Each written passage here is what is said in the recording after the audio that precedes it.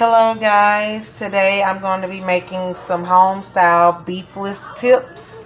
They will not look like the ones on the bag. I repeat, they will not look like the ones on the bag.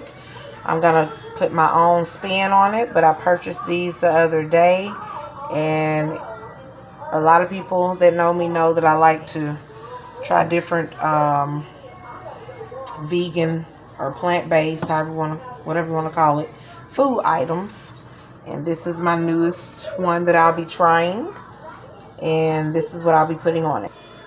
Okay, so this is what I'm going to be putting on my tips. Yes, that is a lot of stuff, but I'm not going to be using much of everything. And I like to play around in the kitchen and see what happens. So, just like I said, a quick view of what I'll be using today.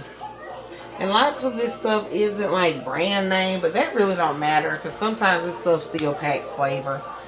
And I actually don't like to overdo it with the seasonings because I do deal with hypertension.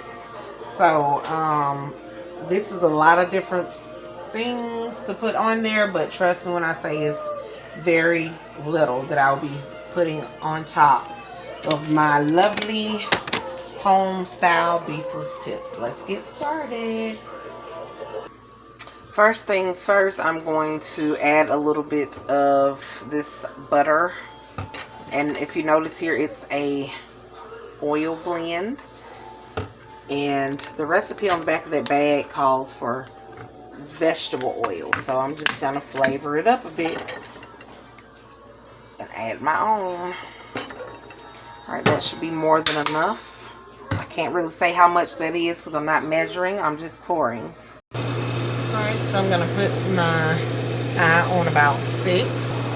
So I did go ahead and drop that down to about a 5, I would say. Just because the recipe on the back of the bag, suggests medium heat. So that's medium for me. And I'm just going to let this heat up a bit. Fully coat the bottom of my skillet. And I'm going to go and grab my little meatless tips, and I just want to show you guys what they look like inside of the bag. They look really delicious, really. And on the back of the bag, it's recommended that you season them.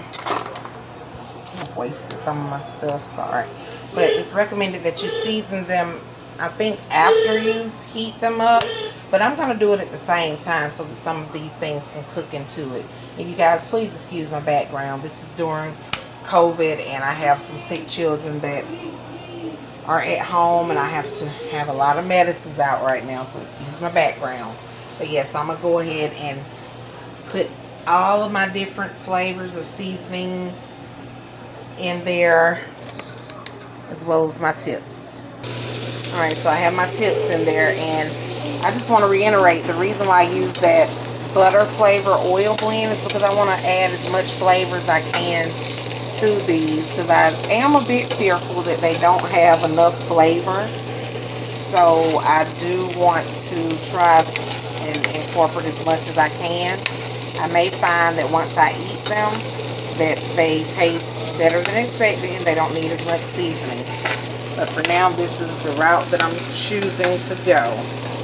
So let me grab my flavors and start putting them in here. Alright, so I've added everything into the skillet. I'm going to turn my heat back up a bit because it was taking off without me, you guys. So this is everything that I showed you. And I've mixed it all together. You never know what you're going to get sometimes when you play with flavor. So I'm hoping this one pays off for me. Still see a little bit of that mustard in there.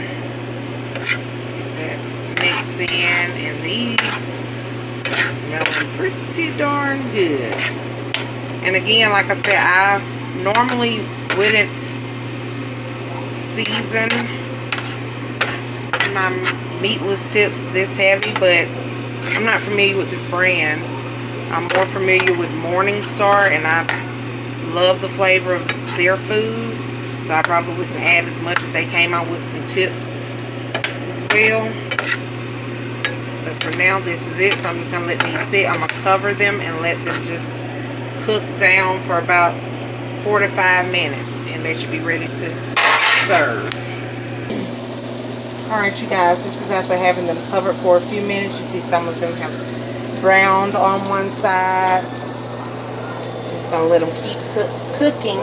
And I'm going to pair these with some ramen noodles, or ramen, whichever you prefer. But yeah, I'm going to put this on top of my noodles. So we shall see what this shall be. Alright, so I have prepared my ramen noodles. This is the texture that I like my noodles. Some of them al dente, some of them well done. A little bit in between, I guess you could call it. So I transferred my ramen to a bowl. Okay, as you can see, it's piping hot. I have this little packet of sauce to drizzle over the top. So we should see how that will work with our tips. So our tips are now done. I'm going to grab a few and layer them on top of my ramen and drizzle them with the sauce and see what we have. I have put my tips on top. Don't they look delicious? Oh my goodness, they're like glazed. And you can leave some broth or a little bit of water in the noodles if you want to, but I don't prefer that. So now I'm about to drizzle this sauce on the top.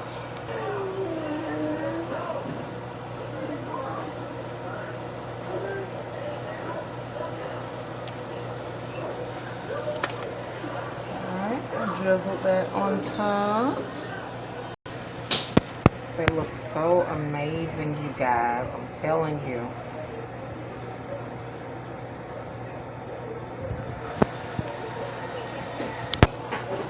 This is our finished results. Home style beefless tips on top of noodles. Plant based. See how it tastes.